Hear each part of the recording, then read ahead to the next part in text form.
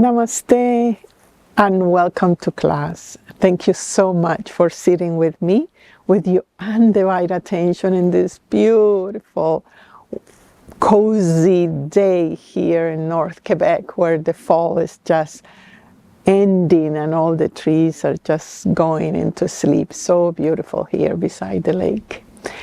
In today's class, I want to talk to you about habits, because habits are a very powerful thing. They're so simple and so powerful because once you put a habit in motion, it constructs you. It's the base and fundamental part of your personality and how your mind responds. There are habits that are very concrete, like waking up at a certain time, having the breakfast at a certain time, eating certain things, right? Those are very tangible. There are other habits that are more subtle, like praying on your food before you eat, or sensing the energy around you, right? We have habits that are from the very dense part to the more subtle parts. So habits can cover quite a bit of a palette in your life. And you have habits, and habits are fundamental to construct your certain concepts and certain values and belief systems. It's all together, one package. Any habit that you have ends up in a belief system. And that belief system, it's like a flow. It opens a grove in the brain, opens a grove in the nervous system. And then the energy, the prana, will travel in certain parts of the body. It will feed the hormones, it will feed your perception, it will be the senses. Everything will determine accordingly to that particular growth. Repetition, right? We get the repetition, and every time that we repeat something, we learn it and we reaffirm what is it that we are believing, what is it that we are sensing of ourselves. So habits not only constructing you, but it's also constructing your reality. And you do have habits that of two types. One, habits that promotes you, promotes your grace, your communication, your strength, your security, your direction, your wisdom, your love. And you also have habits that depromote you. Those are habits based in guilt and rebellion and inner rebellion. I don't want to do it. Procrastination. I will do it later. Habits that are inherited of saying you cannot do that, and then you believe it that you cannot do that. It's a habit. It's a type of mechanism of response. So these two types of habits, the ones that empower you and the types that they promote you, they are always at your mercy and are your choice. So in today's class, I want you to, number one, make a list with two columns. One, the column that say what are your habits that promotes you, that cheers you, and what are the habits that depromote you, right? So make a list of that and see if you can attach a belief system to that, because that way you start knowing very concretely that you can change your belief system if you change your habits. Number two, don't judge. It's part of your maturity to have that integrity of promoting constantly, efficiently, and lovingly yourself. So calm down. There's no right or wrong. I don't want to say, I want now to delete this habit. And no, if you have a depromoting habit, it's an addiction, and that addiction is coded with guilt, it's coded with pain, it's coded with ignorance, it's coded with misunderstanding of yourself. So calm down, just do the work, and eventually every depromoting habit has certain power to take you to the promoting column. And finally, I'm going to give you a suggestion to make a list of what are the promoting habits that you right now are doing and you had doing for the last at least a year. Let's see. What is in the last year or 5 years something that you constantly do? It can be destructive, like I feel a victim of the world. I cannot change the world. I am victimized or tyrant. I want to control my mind. I want to make things right. I doubt myself, right? It doesn't matter if it's constructive or not. Just observe what is the habit that you have practiced in the last 5 years. Just make a line on that.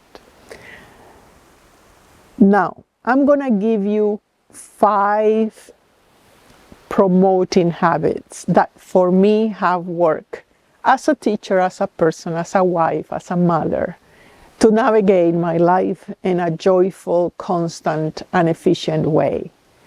Number 1 is manage your time. Time that we do have is finite. It have an end. We don't think about that, but we don't have the whole eternity in this body to deliver our destiny. You have to learn to manage your time in 2 ways. 1, what are the activities that are priority in your life, and what are the spaces that you need to relax. You need to involve your sympathetic and parasympathetic system. The whole nervous system have to move in a relaxed way. Managing the time make you efficient. It doesn't mean that you're a slave of your to-do list. It means that you are also aware when to relax, when to take a break, when to act, and how to act. Manage the time. Number 2, observe the mind. Observe the mind. What I am thinking now today. And as you do that, sweetheart, you start seeing that what is irrelevant, what is junk, noise in your head, discharge it. Just go to the garbage. It's not worth it to think about the laundry of your neighbor that it doesn't work if you're not doing something actively. It's not worth it to think in the destruction of the world where you are surrounded by life and comfort and knowledge and love. So observe the mind. Once you start witnessing the mind, you gain a very powerful skill, and is the skill that makes you still. And that's the 3rd habit that you should cultivate. Reinforce your stillness. For me, it has worked the meditation, the breath, to open a space daily and interrupted for you to be still. You're the center of the cyclone. All the information, the society, the wars, what is going on is a cyclone. It's powerful. And if you are not creating that center, you'll be sucked out of your heart. You will be in the opinion of others. You will be not confused about what is it you need to decide to your life. Where is the direction? It's important that you create a habit to be still. Number 3, relax. Relax in 2 ways. 1, yes, take your cup of tea in the sofa and just take a break after a long day of work. But the more effective one is while you are doing the work, you need to learn or put the habits to relax continuously, profoundly or fully, and frequently.